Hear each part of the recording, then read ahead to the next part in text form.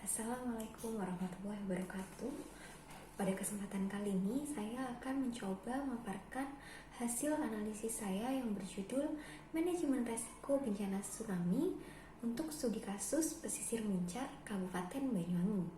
Tugas ini saya ajukan untuk memenuhi tugas UAS mata kuliah evaluasi sumber daya lahan untuk Prodi Perencanaan Wilayah dan Kota, Fakultas Teknik Universitas Negeri Jember. Ada pepatah yang mengatakan, tak kenal maka tak sayang. Oleh karena itu, izinkan saya untuk memperkenalkan diri terlebih dahulu. Perkenalkan, nama saya Firdausia dengan NIM 191910501075 kelas A. Oke, next. Berikut merupakan table of content yang akan saya bawakan pada pemaparan kali ini.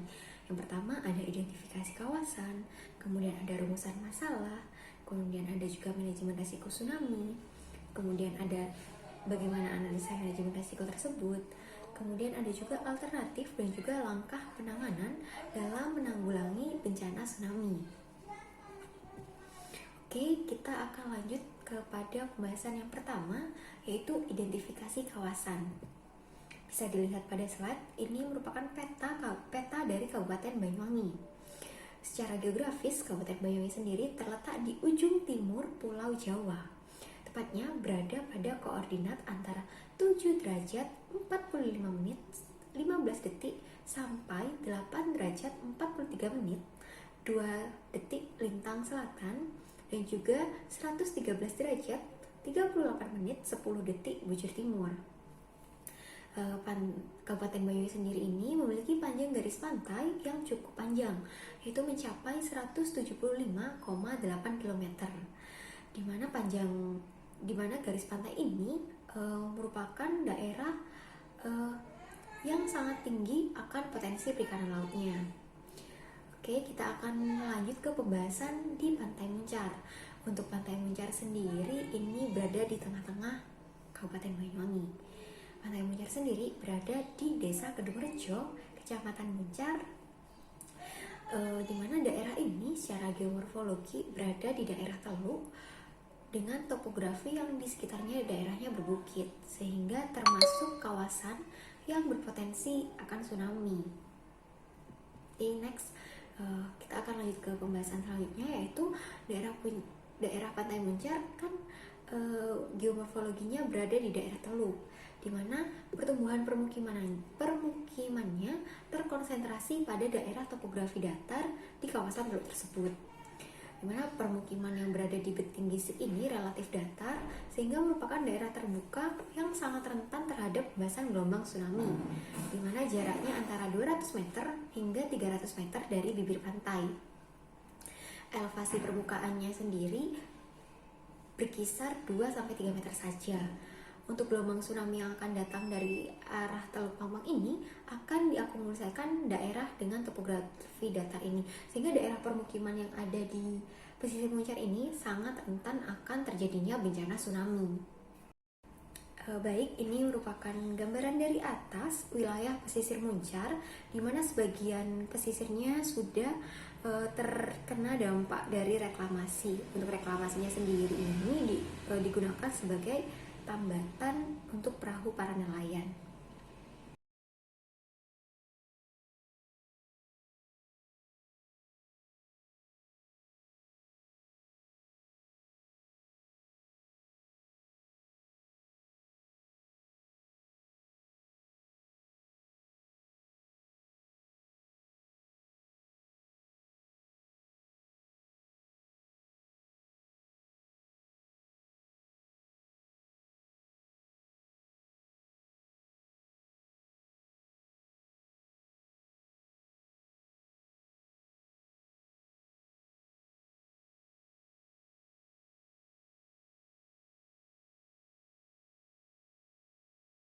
Yaitu mengenai rumusan masalah. Apa saja sih rumusan masalahnya? Yang pertama, apa itu manajemen risiko? Kemudian bagaimana manajemen risiko yang berkaitan dengan sumber daya lahan? Kemudian ada juga bagaimana manajemen risiko pada bencana tsunami. Kemudian ada juga alternatif penanganan jika terjadi bencana tsunami tersebut. Oke, kita akan lanjut pada pembahasan yang ketiga mengenai manajemen resiko. Yang pertama ada bencana. Bencana menurut Undang-Undang Nomor 24 Tahun 2007 dapat didefinisikan sebagai peristiwa yang mengancam dan mengganggu kehidupan dan penghidupan masyarakat yang disebabkan baik oleh faktor alam ataupun faktor non-alam. Kemudian untuk resiko bencana sendiri, dalam pengurangan resiko bencana ini, bencana dibagi menjadi 3 aspek penting, yaitu ada ancaman atau biasa disebut dengan hazard, kemudian ada juga kerentanan atau vulnerability, kemudian ada juga kemampuan atau kapasitas atau biasa disebut dengan capacity. Gabungan dari ketiga aspek ini akan mencerminkan apa yang disebut dengan resiko bencana. Maka bisa disimpulkan bahwa jika suatu daerah mempunyai karakteristik bentang lahan yang tingkat ancaman bencananya tinggi, maka tingkat resiko bencana yang terjadi di daerah tersebut juga tinggi. Kemudian, jika upaya mitigasi yang ada di daerah tersebut tidak dapat diimplementasikan dengan baik, maka tingkat resiko terjadinya bencana secara otomatis juga akan semakin bertambah tinggi. Oke, kita akan lanjut kepada pembahasan manajemen resiko apa saja yang terkait dengan sumber daya lahan. Yang pertama, ada fase mitigasi. Fase mitigasi ini sendiri adalah upaya untuk memperkecil dampak negatif bencana. Contohnya adalah dengan zonasi, pengaturan bangunan, analisis kerentanan, pembelajaran publik, dan sosialisasi seperti itu. Kemudian ada juga fase respon, di mana fase respon ini sendiri merupakan upaya untuk memperkecil kerusakan yang disebabkan oleh bencana alam. Contohnya pencarian, pertolongan, kemudian ada juga tindakan darurat seperti itu. Kemudian ada juga fase preparedness, di mana fase preparedness ini sendiri merupakan bagaimana kita menanggapi bencana yang sedang terjadi. Contohnya adalah dengan merencanakan kesiapsiagaan masyarakat, seperti kemudian ada juga latihan keadaan darurat, sosialisasi kepada masyarakat. Sebenarnya fase preparedness ini tidak jauh dengan fase mitigasi. Kemudian selanjutnya ada juga fase recovery. Fase recovery ini sendiri adalah fase di mana kita berupaya untuk mengembalikan masyarakat kepada kondisi normal sebelum terjadinya bencana. Contohnya adalah dengan pembangunan perumahan, kemudian ada juga dengan bantuan keuangan dari pemerintah, dan juga perawatan kesehatan untuk masyarakat yang terdampak dari bencana tersebut. Next, kita akan lanjut kepada pembahasan yang keempat, yaitu analisa manajemen risiko tsunami di pesisir Banyuwangi.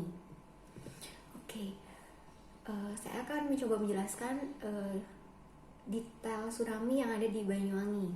Jadi Kabupaten Banyuwangi sendiri merupakan daerah yang memiliki potensi tinggi untuk terkena bencana tsunami. BPBD sendiri atau Badan Penanggulangan Bencana Daerah di Kabupaten Banyuwangi telah mencatat bahwa pesisir pantai selatan di Kabupaten Banyuwangi sendiri rawan akan terjadinya bencana tsunami, di mana sepanjang 175,8 km garis pantai di Banyuwangi ini rawan akan terjadinya bencana tsunami karena berbatasan langsung dengan Samudra Indonesia. Di mana beberapa kecamatan yang memang di-highlight oleh BPBD adalah Kecamatan Muncar, Kecamatan Kasanggaran, Silir Agung, Purwoharjo, Bangorejo, dan juga Tegal Delimo. Di mana BMKG juga pernah mencatat terjadinya bencana tsunami pada 3 Juni tahun 1944, di mana bencana tsunami ini lumayan banyak menelan korban jiwa. Nah, selanjutnya kita akan bahas mengenai bagaimana sih kita mengetahui tingkat resiko bencana tsunami dan analisa apa saja yang perlu kita lakukan untuk mengetahui tingkat resiko dari bencana tsunami tersebut. Yang pertama adalah dengan mengidentifikasi faktor yang mempengaruhi terhadap kerentanan tsunami di Kabupaten Banyuwangi. Yang pertama yaitu dengan menganalisa stakeholder terkait untuk memilih mana saja yang harus diwawancarai sehingga mendapat data yang sesuai.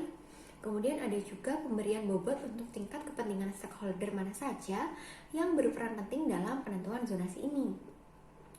Kemudian yang ketiga ada tingkat kepentingan. Jika sudah terpilih stakeholder, kemudian juga kita telah melakukan pemberian bobot, maka kita bisa melakukan penyebaran kuesioner, di mana penyebaran kuesioner ini bertujuan untuk mengetahui faktor mana yang lebih penting dalam penentuan kerentanan bencana. Oke, selanjutnya langkah yang harus dilakukan adalah merumuskan zona kerentanan tsunami di Kabupaten Banyuwangi. Dalam merumuskan zonasi kerentanan ini diperlukan analisa overlay Wexum yang memberikan bobot di setiap variabel yang digunakan untuk mengetahui tingkat kerentanan bencana. Dalam penentuan kerentanan ini diperlukan beberapa variabel, yaitu kerentanan fisik, kerentanan sosial, kerentanan ekonomi, dan juga kerentanan lingkungan. Yang semuanya dari data-data kerentanan tersebut akan di-overlay Wexum yang akan menjadi peta kerentanan keseluruhan. Oke, next, ini merupakan gambaran dari peta kerentanan bencana tsunami yang terjadi di Banyuwangi. Oke, selanjutnya langkah terakhir yang bisa kita lakukan adalah penentuan risiko bencana tsunami di Kabupaten Banyuwangi. Nah, identifikasi terakhir ini yaitu dengan penentuan risiko bencana tsunami di Kabupaten Banyuwangi. Dalam penentuan zonasi ini dibutuhkan faktor bahaya dan kerentanan. Untuk mengetahui faktor bahaya dan kerentanan ini, kita bisa mengkalikan keduanya, yaitu menggunakan rumus yang sudah ditetapkan. Nah, bahaya di sini diasumsikan sebagai probabilitas dan besaran yang dapat diantisipasi pada peristiwa alam. Sedangkan untuk kerentanannya sendiri atau kerawanan ini dipengaruhi oleh faktor politik, ekonomi, sosial, budaya, dan juga geografis yang ada di daerah tersebut. Nah, kemudian untuk merumuskan zonasi ini kita harus mengkalikan faktor bahaya dan juga kerentanan yang sudah dianalisa terlebih dahulu pada analisis sebelumnya. Kemudian dalam penentuan zonasi resiko ini kita akan melakukan pada aplikasi ArcGIS yang menggunakan raster kalkulator. Jadi kita nggak manual ya, kita menggunakan aplikasi ArcGIS. Sehingga dari hasil tersebut akan diketahui mana saja sih daerah yang memiliki resiko tinggi terhadap terjadinya bencana tsunami. Nah, berdasarkan hasil analisa yang sudah dilakukan di daerah pesisir pantai Banyuwangi, ini bisa diketahui daerah mana saja yang memiliki resiko tinggi akan terjadinya bencana. Nah, untuk resikonya sendiri ini terbagi menjadi 3, yaitu resiko tinggi, sedang, dan juga rendah. Nah, bisa kita ketahui di dalam tabel untuk pesisir pantai yang memiliki resiko tinggi ini memiliki luasan lahan seluas 15.834,53 hektar. Untuk resiko sedangnya sendiri ini memiliki luasan yaitu 11.969,53 hektar. Dan yang termasuk resiko tinggi memiliki luasan lahan 11.621,8 hektar. Bisa kita ketahui dari tabel tersebut, luas lahan yang memiliki resiko paling tinggi, paling banyak luas lahannya adalah dengan lahan yang memiliki resiko rendah. Oke, next kita akan bahas mengenai alternatif penanganan jika terjadi bencana tsunami. Alternatif penanganan bencana tsunami di Kabupaten Banyuwangi sendiri, ini pemerintah sudah banyak membuat peraturan-peraturan untuk menanggulangi bencana, mengingat Kabupaten Banyuwangi sendiri ini sangat memiliki resiko yang tinggi akan terjadinya bencana tsunami. Yang pertama, pemerintah Banyuwangi mendorong penanganan dan penanggulangan bencana yang melibatkan segenap aparat pemerintah setempat dan juga masyarakat terkait melalui diterbitkannya dokumen berupa Protap PB di Kabupaten Banyuwangi. Nah, pembentukan lembaga ini berdasarkan surat keputusan Bupati nomor 188 pada tahun 2007 untuk dibentuk Satuan Pelaksana Penanganan Bencana atau biasa disebut dengan Satlak PB. Nah, untuk tugas dari Satlak PB ini sendiri adalah melaksanakan kegiatan penanganan bencana yang mencakup kegiatan pencegahan, penjinakan, kesiapsiagaan, dan juga penyelamatan, rehabilitasi, serta rekonstruksi jika terjadinya bencana. Kemudian ada juga pembentukan unit operasi PB di masing-masing kecamatan dan satuan linmas tingkat desa atau kelurahan. Oke, tugas dari tim unit operasi PB ini sendiri adalah yang pertama yaitu untuk menghimpun laporan terjadinya bencana yang masuk dari wilayah tertimpa bencana, kemudian melakukan tinjau lapangan atau mendata jumlah korban bencana, ada juga memberikan bantuan dan melaksanakan rehabilitasi, kemudian ada juga menerima dan menyalurkan bantuan bagi para korban yang terdampak bencana. Kemudian yang terakhir ada juga bertanggung jawab serta melaporkan hasil pelaksanaan tugasnya kepada Bupati di Banyuwangi. Selanjutnya ada langkah penanganan tsunami. Untuk masyarakat lokalnya sendiri ini telah mendapatkan pengetahuan dan pelatihan mengenai tsunami serta pengurangan risiko bencana lainnya.